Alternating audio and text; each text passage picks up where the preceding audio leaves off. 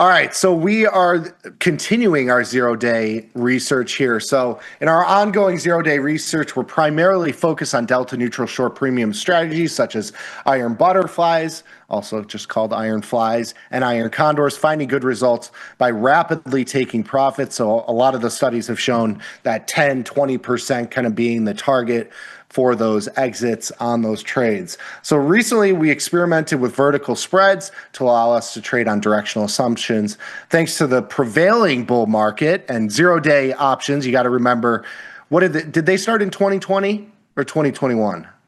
Oof, I'm not 100% sure. It's only been a handful of years. So like this whole, we're not looking back at a long data set here. You got to remember that zero-day options are a relatively new product. The market has basically gone straight up. And so of course, if you adjusted one side, if you just, sold the put spreads, those were pretty easy money for quite some time.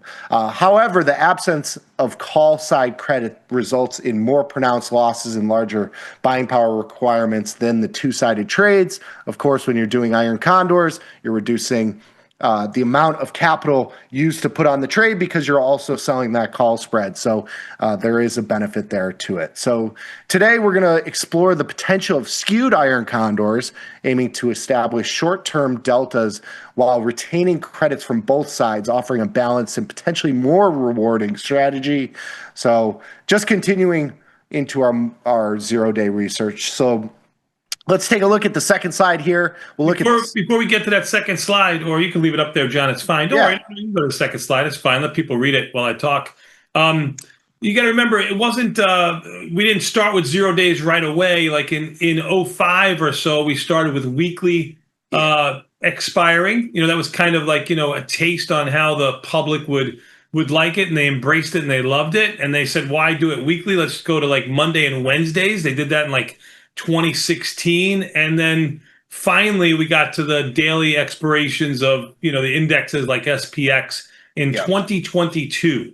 2022, okay, because we had the first was the weeklies, obviously, and then we had Monday, Wednesday, and then we went to the full. That is correct. Yeah. I mean, it was really because the public wanted it. No other reason. I mean, everything that the exchanges do is really geared towards public interest. I'm sorry. Yep. So the study, we're using 2.5 years of data in zero-day SPX options. They collected the data every 10 minutes. We are considering selling zero-day skewed iron condors at 9 a.m. Chicago time. So this plus or minus 5 minutes from that point. It's 30 minutes after the opening bell.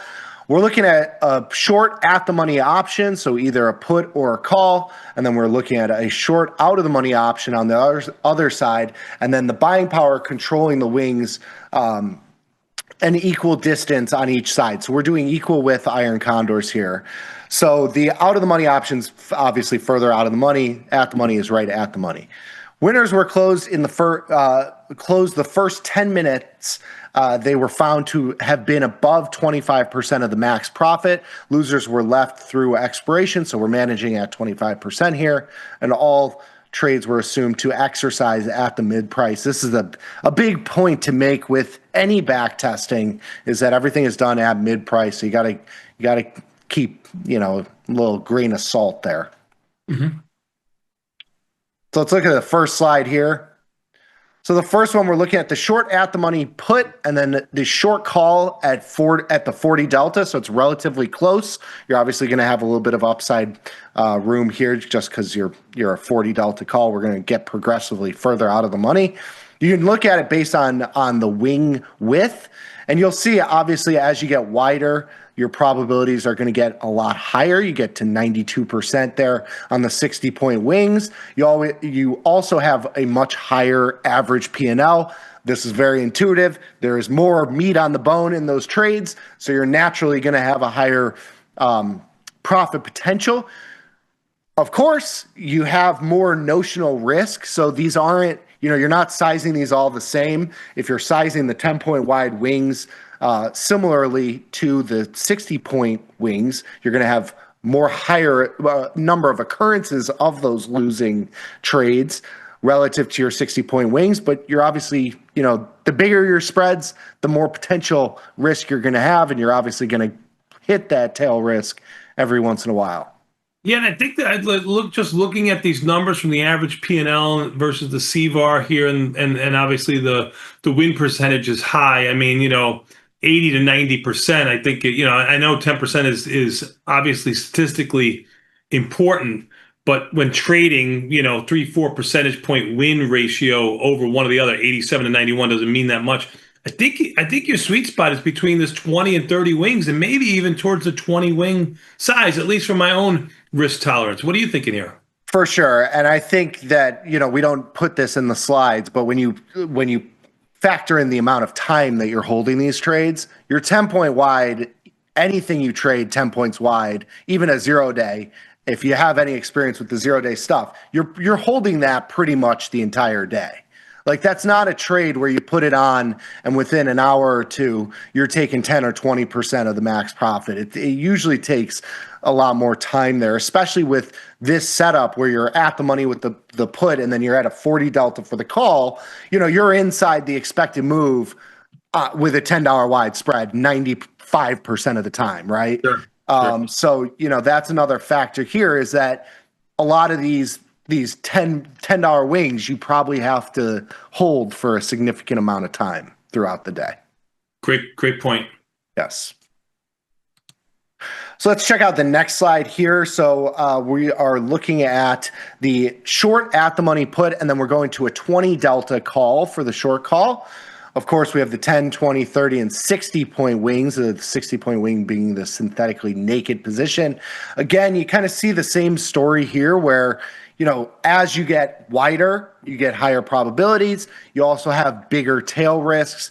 I think this one's interesting here in that, there isn't a...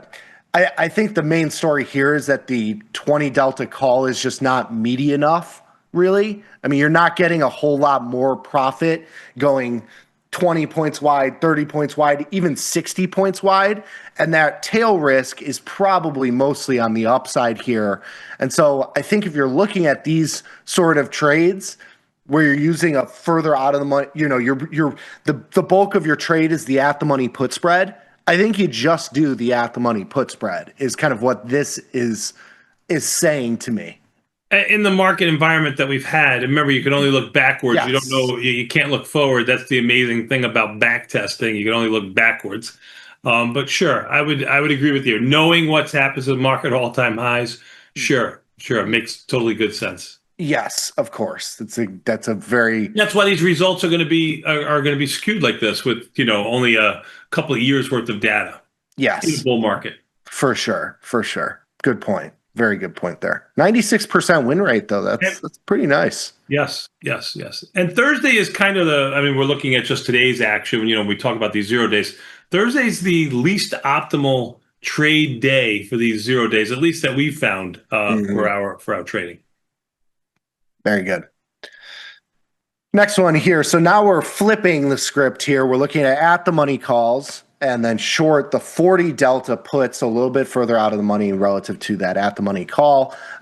Again, we're looking at the 10, 20, 30, 60 point wide wings.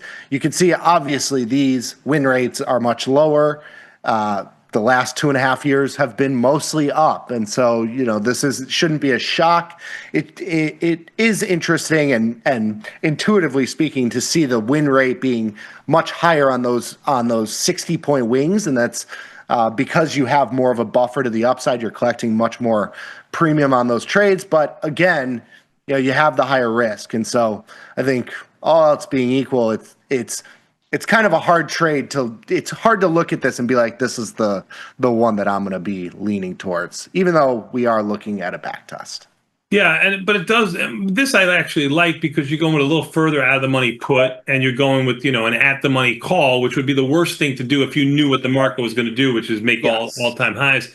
And it still shows that 20, 30-ish area. Obviously, the 20 has a positive, the 30 does not. But it really shows you that that's the area where you're supposed to be here. This is just reiterating to me all of these slides so far that you should have defined risk no matter what your size account you have here. Yeah. And you should be looking, I think, somewhere between this 20 and 30 delta wings. I mean, that's what it's reiterating to me. For sure. Agreed. I mean, I don't want to cherry pick with that 10 point wing one that made 40 some odd bucks. I don't think you can, you could do that. Yeah.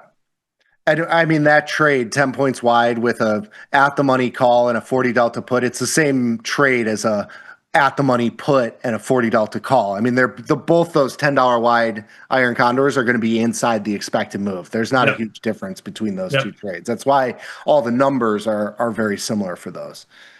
So here, again, we're looking at the short at the money call. We're doing a 20 delta put for the short on the downside here. The wing widths, again, same kind of story here. You can see, obviously that because you're selling much less premium on the put side, these results are as you would expect, they're basically inconclusive. There's not a whole lot to gain from this. The at the money call has clearly been, the wrong trade for 2.5 years.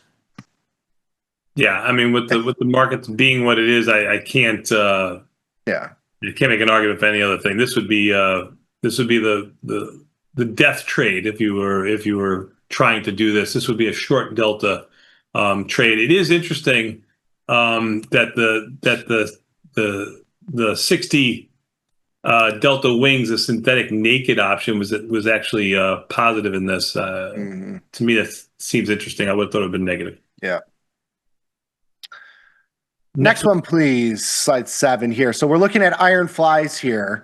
So it's 10 point wide, 20 point wide, 30, and 60 point wide wings. So the iron fly, you're selling the at the money put, at the money call, and then doing the wings as wide as we indicate here. Obviously, as you go further out of the money, you get more of a synthetic straddle. You're going to have much higher potential pop relative to the tighter wings, which are going to, collect a much higher premium relative to the risk, but are going to be much lower probability here. And you see that playing out. In terms of the profit potential, we are seeing a little bit higher average P&L on those 10 and 20 point wide wings, which is pretty surprising here, given that I would have expected the wider wings to be more profitable. Agreed. Not too much to add. Just again, that 2030 seems to be the place to be. Again, the $10 wings too, but again, that's on an iron fly. I think you're way too tight. But 2030 looks like it's right to me. Yep. Takeaways. Last slide. So if you want to be directional with your 0-day trading, skewed iron condors may offer a better route than vertical spreads. The larger credits give downside risk much closer to the delta neutral trades. SPX upward climb made it hard to profit when selling at the money calls. Pretty intuitive there, without at the money puts to balance it out. For short at the money puts and out of the money calls, the largest profits came to those willing to devote more buying power and push the wings further out, in contrast to delta neutral strategies, which performed well with narrow wings. So I think if you're doing the narrow stuff, you're doing delta neutral. If you're getting wider with more risk, you're doing a little bit more of a skewed. You got to take a little bit of a directional bias to those trades. It may be tempting to try and trade based on assumptions about where the market is going, but unless you are willing to take larger risks along the way with that assumption, it may be best to simply stay mechanical. Just do the delta neutral trade. That's kind of, if I was going to do one every day, I would just do the delta neutral and not try to pick direction every single day.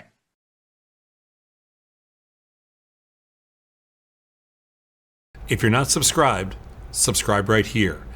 And if you want to meet me and the team in person at our next live event, hit the link at the top of the description.